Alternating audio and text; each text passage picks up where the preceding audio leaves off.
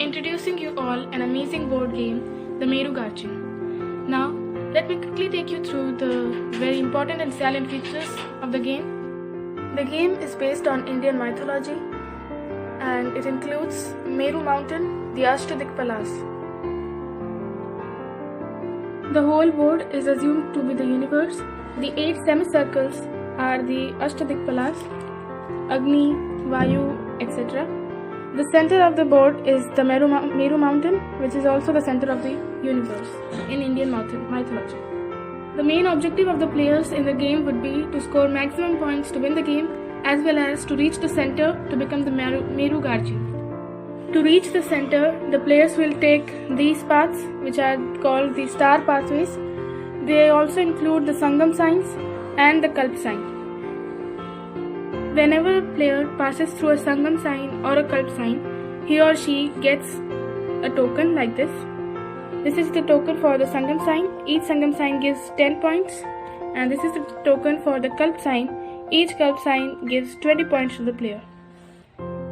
The game is divided into 2 stages. The first stage is to move from the starting position to the direction written on the inner circle, and the second stage includes moving further to reach the Meru Mountain.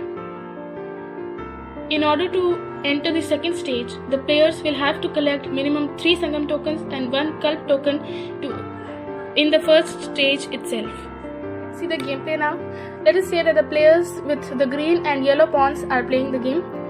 Niruti starts the game and rolls the dice. Niruti gets 3 and moves ahead by 3 stars. The turn passes to the green pawn, that is Vayu. It gets a 6 and moves ahead by 6 stars. It also passes through a Sangam sign and hence gets a Sangam token. Now we know that in the last chance, Vayu scored a 6 and passed through a Sangam sign as well. Now it depends on Vayu which path to choose ahead. By moving ahead by 4, it reached on the Sangam sign. Now it can move ahead by 2 stars on this path as well as on this path. It can choose any one of these 2 paths. So now Vayu chooses the left hand path. All 4 players play turn by turn to reach the center as well as in their direction. He gets 3.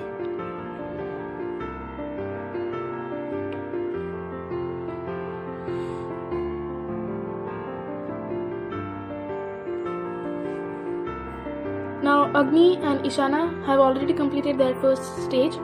Agni collected 4 Sangam tokens and 1 Kalp token in the first stage, whereas Ishana collected 3 Sangam tokens and 1 Kalp token in the first stage.